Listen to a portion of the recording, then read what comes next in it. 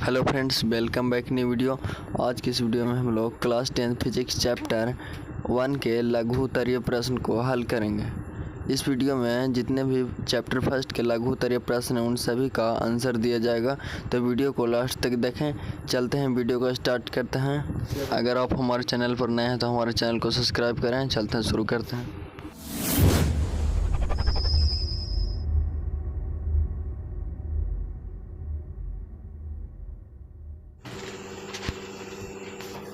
इस वीडियो में हम लोग चैप्टर 1 के लघु उत्तरीय प्रश्न को हल करेंगे। तो चलते हैं, शुरू करते हैं। पहला क्वेश्चन हमारा है, अपसारी, समांतर और अभिसारी किरण पुंज से आप क्या समझते हैं? तो यहाँ पे इसका आंसर देख लेते हैं। इसका आंसर यहाँ पे दिया गया है, अपसारी किरण पुंज। पहले अपसारी किरण पुंज के बारे में बताया गया है। ऐसा किरण पुंज जिसमें प्रकाश की किरणें एक बिंदु स्रोत से निकलकर फैलती चली जाती है, उसे अपसारी किरण पुंज कहते हैं। और दूसरा समांतर किरण पुंज, ऐसे किरण पुंज जिसमें प्रकाश की किरणें एक दूसरे के समांतर होती है, जैसे सूर्य का प्रकाश होता है, उसे समांतर किरण पुंज कहते हैं। अगला है हमारा अभिसारी किरण पुंज, ऐसा किरण पुंज जिसमें प्रकाश की किरणें एक बिंदु पर आकर मिलती है या मिलती हुई प्रतीत होती है। किरण पुंज में किरणों के बीच की दूरी घटती जाती है, तो इसे अभिसारी किरण पुंज कहते हैं। अगला क्वेश्चन हमारा दूसरा नंबर क्वेश्चन यहाँ पे है, पारदर्शी, पारभासी तथा अपारदर्शी पदार्थों में अंतर स्पष्ट करें। तो यहाँ पे इसका आंसर देख लेते हैं।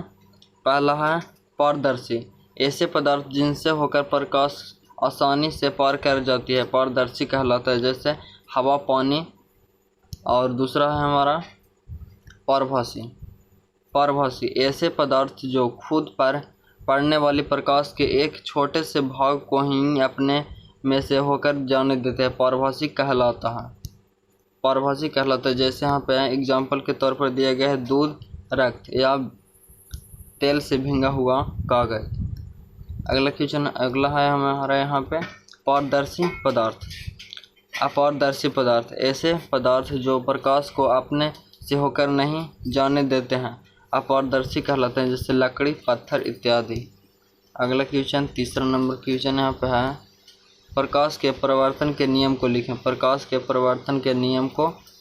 यहाँ पे इसका आंसर देख लेते हैं। प्रकाश के किसी वस्तु से टकराकर लौटने को प्रकाश का परिवर्तन कहते हैं। प्रकाश के परिवर्तन के दो नियम निम्नलिखित हैं। पहला यहाँ पे आपतित किरण, परिवर्तित किरण तथा आपतन बिंदु पर खींचा गया अभिलंब तीनों एक ही समतल में होते हैं। और दूसरा है यहाँ पे दूसरा नियम, आपतन कोण परिवर्तन कोण के बराबर होता है। अगला क्वेश्चन, चौथा नंबर क्वेश्चन यहाँ पे है, वास्तविक और आभासी प्रतिबिंब में क्या अंतर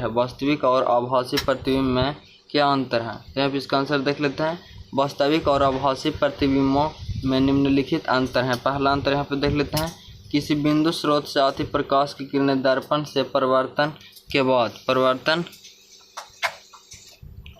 के बाद जिस बिंदु पर वास्तव में मिलती है, उसे उस बिंदु स्रोत का वास्तविक प्रतिबिंब कहते हैं। जबकि किसी बिंदु स्रोत से आती प्रकाश की किरणें दर्पण से परिवर्तन के बाद जिस बिंदु से आती हुई प्रतीत होती है, उसे बिंदु स्रोत का आभासी प्रतिबिंब कहते हैं।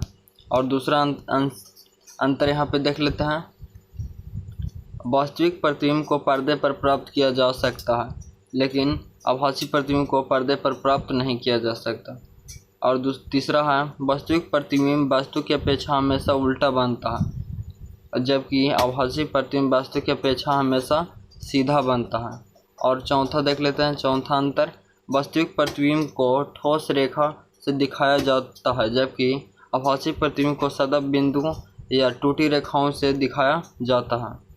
अगला क्वेश्चन देख लेते हैं। पांचवा नंबर क्वेश्चन हमारे यहाँ पे है, समतल दर्पण द्वारा बने प्रतिबिंब के किन्हीं तीन विशेषताओं का उल्लेख करें। तो यहाँ पे इसका आंसर देख लेते हैं। समतल दर्पण द्वारा बने प्रतिबिंब की तीन विशेषताएं निम्नलिखित हैं। पहला, प्रतिबिंब सदा दर्पण के पीछे बनता है। प्रतिबिंब सदा पर्दा के दर्पण के पीछे बनता है। और यहाँ पे दूसरा है, प्रतिबिंब का आकार वस्तु के आकार के बराबर होता है। और यहाँ पे तीसरा देख लेते हैं। तीसरा है, प्रतिबिंब वस्तु की अपेक्षा हमेशा सीधा बनता है। अगला क्वेश्चन हमारा 6ठा नंबर क्वेश्चन यहाँ पे है, अवतल तथा उत्तल दर्पण में अंतर स्पष्ट करें। अवतल तथा उत्तल दर्पण में अंतर स्पष्ट करें। अवतल तथा उत्तल दर्पण में निम्नलिखित अंतर हैं।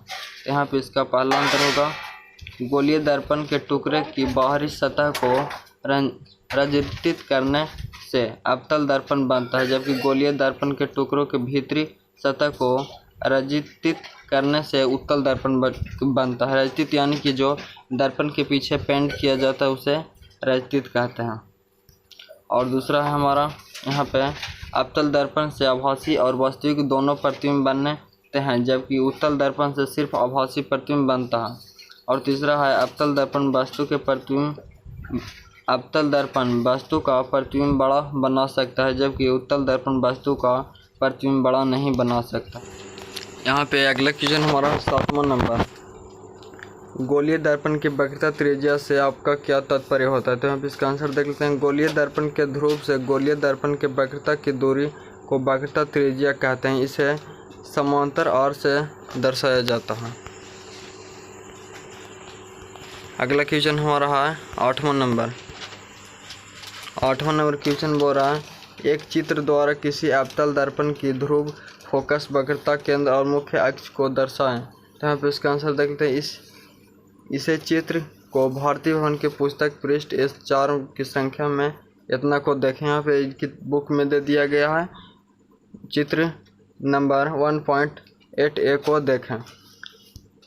अगला क्वेश्चन है 9वां नंबर, उत्तल दर्पण का उपयोग वाहनों के साइड मिरर या पीछे देखने के आईने के रूप में क्यों प्रयोग किया जाता है। तो हम इसका आंसर देख लेते हैं।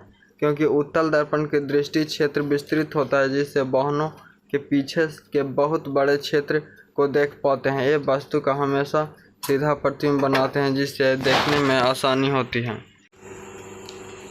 अगला क्वेश्चन हमारा 10वां नंबर क्वेश्चन होता है, अवतल दर्पण में प्रमाणित करें कि F बराबर R/2 होता है। तो अब इसका आंसर देख लेते हैं। इसे चित्र को भारतीय भवन पुस्तक के पृष्ठ संख्या 6 को देख लें। यहाँ पे चित्र में दर्शा दिया गया है, वहाँ पर आप जाकर देख सकते हैं। अगला क्वेश्चन 11 नंबर क्वेश्चन है, गोलीय दर्पण के लिए दर्पण सूत्र लिखकर समझाएं। तो यहाँ पे दर्पण सूत्र दिया गया है, 1/F बराबर 1/V प्लस 1/U। यह सूत्र दिया गया है, इसे नीचे थोड़ा सा बताया गया है, देख लेते हैं। यहाँ पे जहाँ F गोलीय दर्पण की फोकस दूरी, F क्या है फोकस दूरी, U वास्तविक दूरी है दर्पण से, तथा V वस्तु की प्रतिबिंब दूरी है दर्पण से। अगला क्वेश्चन हमारा लास्ट क्वेश्चन है 12 नंबर क्वेश्चन, कल्पना कीजिए कि आप एक चमकीले कागज से ढके बेलनाकार खंभे के सामने खड़े हैं। इस प्रकार बने बेलनाकार दर्पण में आप अपना किस प्रकार प्रतिबिंब देखेंगे। तो आंसर यहाँ पे इसका देख लेते हैं। इसका आंसर यहाँ पे है, बेलनाकार दर्पण एक सतह से समतल दर्पण और उत्तल दर्पण के संयोजन है। ऊर्ध्वाधर यह एक समतल दर्पण और क्षैतिज के एक उत्तल दर्पण की कार्य करेगा। अतः यह व्यक्ति प्रतिबिंब की लंबाई व्यक्ति के लंबाई के बराबर होगी, परंतु व्यक्ति का शरीर चौड़ा कम होगी। इसीलिए ऐसे दर्पण में व्यक्ति को अपना चेहरा या शरीर पतला दिखाई देगा।